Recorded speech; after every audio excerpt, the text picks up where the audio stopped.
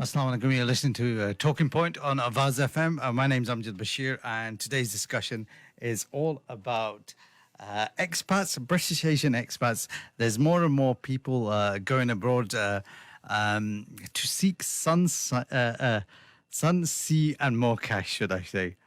So what today's program is really about is to explore some of the lives that some of the expats have. Is it really as glamorous as what we see on our holidays, or is there the reality of daily routine that we all face here in the UK? So I've got a number of guests joining me.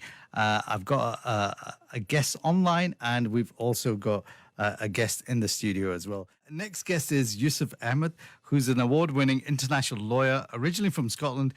He lives in Dubai, is the founder of a boutique international legal practice called Richmond Sterling Law, which operates from the UAE and specializes in all aspects of commercial law. And he's got clients based all around the world, including the Middle East, the UK, Europe, UAE.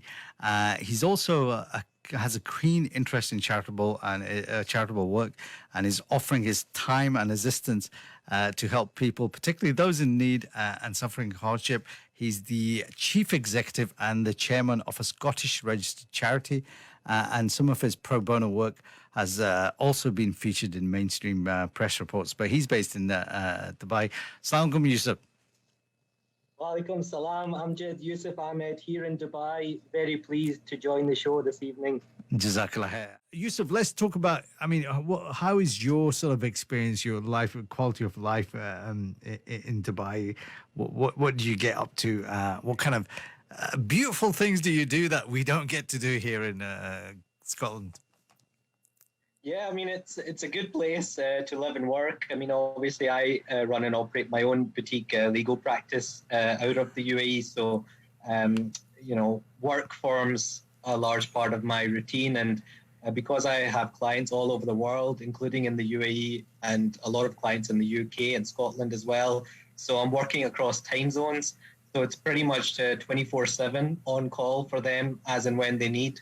And then in between all of that, I try to fit in various activities. I enjoy swimming outside underneath the Arabian sun. So that's a nice treat. I spend a bit of time at the beach usually. Dubai has some fantastic beaches, excellent facilities. They've got jogging tracks that go right across the length of the beach. So that's always good fun. And as Auntie Sam said as well, eating out is very popular here, the brunches and all that. But what I would say is that for anybody that's moving to Dubai, just need to be a bit careful with that, because there is something called the Dubai stone. And right. That's this mysterious excess of weight that a lot of expats tend to acquire on their person. And I've suffered from this. Yes, me too. I think anyone goes to Dubai, whether they're there for a week or 2 weeks or even longer, that stone does. Maybe I'm blessed because I've actually come back with 2 stones sometimes.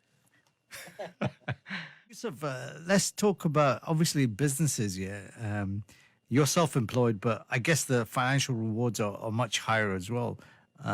Being in a place where there's very little business tax. And I guess you have a lot of clients that are British that come over to kind of invest in Dubai. Yeah, it does help. There's no personal income taxes. Generally, there's no corporate taxes either. So all of that is an appealing factor for a lot of people. And in terms of salary comparison to the UK, they are higher here. And you generally can save a lot more. And of course, a lot comes down to the lifestyle that you enjoy. If you enjoy the finer things in life and spending, then it's going to cost you. And whereas if you're a bit more conservative, then you can, save up quite a bit of a nest egg, which can come useful if further down the line you're looking to return to the UK. Okay. I'm going to come over to Yusuf. Yusuf, if you want to go over to, say, Dubai or anywhere in the Middle East, tell us a little bit about the process, the legality, the visas. How would you do that? Yeah, well, there's generally a couple of popular routes that are often taken. Number one, you could do it as part of employment. So if you're offered a job, you decide to take up that job, then your employer is responsible for arranging an employee visa for you and taking care of all the costs involved in that. And that, of course, is a very popular route. Alternatively, if you wanted to explore setting up a business in Dubai or across the UAE, then you can do that. You can set up a company, and then you can also acquire a visa through setting up a company here. I mean, that's something that we do very frequently for people. They're attracted to setting up some kind of an enterprise here, either a fresh one or expanding an existing one. And as part of that process, we set up the company and we can get a residence visa for them as well. Okay, thank you. Yusuf, just on that note, I mean, what Iki has said is very correct, that once your visa finishes, you have to return back to the country where you belong. That is correct, but we are seeing some significant changes taking place. For example, the UAE has rolled out golden visas, which provides residents with the ability to stay here for a renewable 10-year term. So that provides them with a bit of longevity.